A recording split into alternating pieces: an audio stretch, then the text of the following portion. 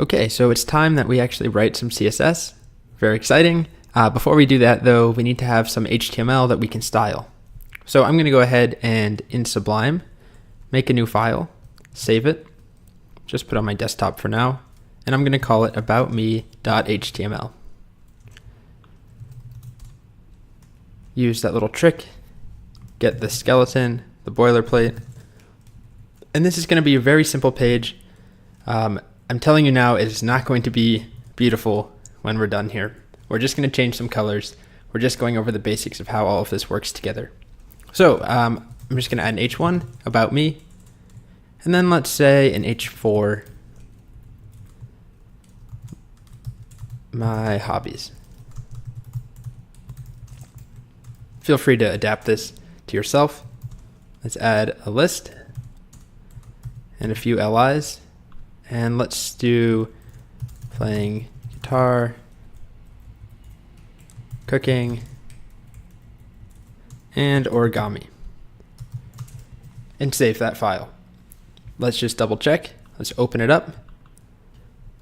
Great. Here's our wonderful site that we're going to style. So before we start actually writing CSS, we have to decide where to put the CSS. And there are actually a few choices.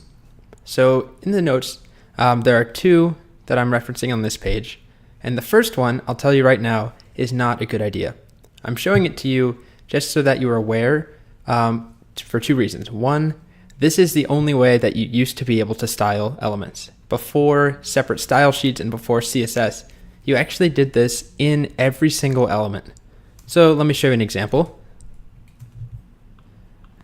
If I want to make this first LI purple, I would say style, and then in the quotes, say color purple. And that will work. And this changes to be purple. So there is a problem though, which is if I want all three of these to be purple, I need to go ahead and duplicate this every time, which is a lot of work. And then if I decide, oh no, I want them to be green, then I need to go and change 3 different places to be green. And obviously that problem is much worse when you have hundreds of the same element with the same style on a given page.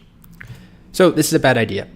And the other reason this is not a great idea is that we want to separate our HTML from our CSS. It's this idea of the separation of concerns. We want our CSS to be self-contained in its own file. We want our HTML to be its own file with just the structure. CSS is just the style. So right now this is kind of a weird blend of the two. So I'm going to get rid of that. And the other way in the notes is something called a style tag. So a style tag lets us write CSS syntax where we actually select things and we have the curly braces, which we couldn't do here. But what we can do is do this inside of an HTML document. So up in the head, if we go ahead and just create a tag called style,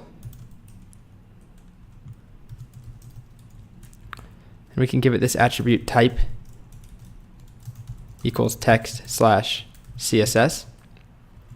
We can now write some CSS tags and selectors inside of here.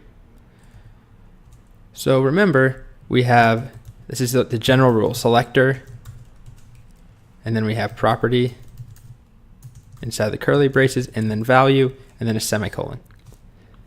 So I'm going to comment this out. By the way, to do comments in CSS, I use slash and the asterisk, and then asterisk and slash. So I'm going to leave this here, and let's start by changing the H1 to be purple. So the way that we write that, if we follow this pattern, we select it. So we're going to write H1. And again, we will be spending a lot of time on the different types of selectors. So right now we're learning about one called the element selector, which lets us select based off of an element type, which is H1. So now we're going to add a property in here. And in this video, we're just going to keep it extremely simple and use color. So I'll say color, and then purple. And save this. We load our page back up, and we get a purple H1. So the next thing that we can do is change all LIs to be orange. And to do that, we select with an element selector again, and we can just do this right after. We don't need any commas or any other punctuation. We just do another rule here, li, curly braces, and this time we're going to say color is orange. So the reason we're doing this is I want to show you that this li selector, it doesn't just select one, it selects all li's. So we refresh, all three of them are now orange. Likewise with the h1, if we had multiple h1s, so I'll just add 3, they would all be purple. One other thing I'll show you while we're here is if I defined another style for h1 afterwards, and I say it should be blue, it turns blue. All of them turn blue. And so this gets at something that we'll learn a lot more about, which is what happens when there is conflicting style information. And in this case, we change them all to be purple, and then afterwards we change them all to be blue. So the one that came later won the battle, I guess. Okay, so the problem with what we've just been doing though, our CSS looks fine, but unfortunately it's still in our HTML. And I just got done saying a few minutes ago, we want to separate our HTML and our CSS. We don't want them to be connected. We want them to be connected. We don't want the CSS to be nested inside our HTML. So functionally, it works exactly the same way. We won't see any visual difference. But what we actually want to do is use a link tag. So what a link tag lets us do is write our CSS in a totally separate file and then connect it with a link tag inside of our head, which will basically go get the contents of that file and style everything in our HTML given the contents of that file. So to write that, we can either start by making a new file, and we're going to put our CSS in here. So I'm going to save it, and I'm just going to call it app.css. You could call it whatever you want, but it needs to be .css. And I'm putting it in the same directory as my HTML file. The next thing that I'm going to do is just define a few styles in here. So h1s, let's say color is red, and li's color is green.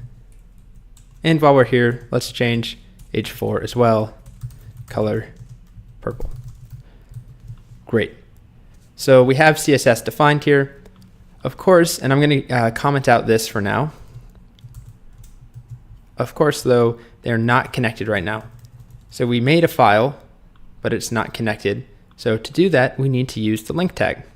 So I like to just type link and then hit tab. And you can see that there's this important attribute that Sublime Text wants us to fill out, which is called href. And it works just like the href on an anchor tag in that we give it a URL. We give it a place to find the file. So in this case, this file is just called app.css. So we just write app.css, save, and refresh. Now you can see we have red h1s, a purple h4, and green li's. So that's all we're going to do as far as styling for now.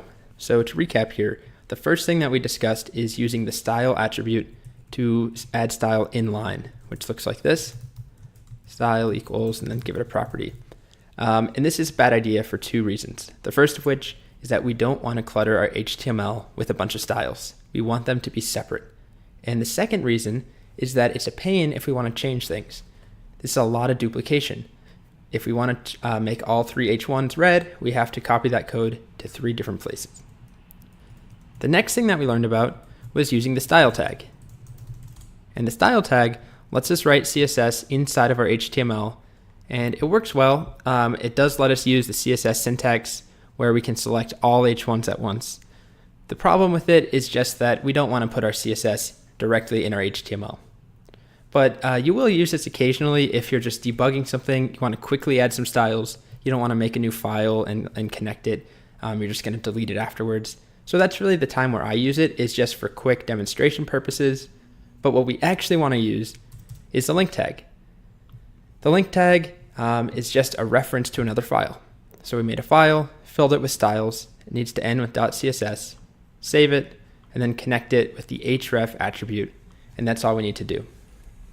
One thing I forgot to mention is that you definitely want to put link tags and styles in your head.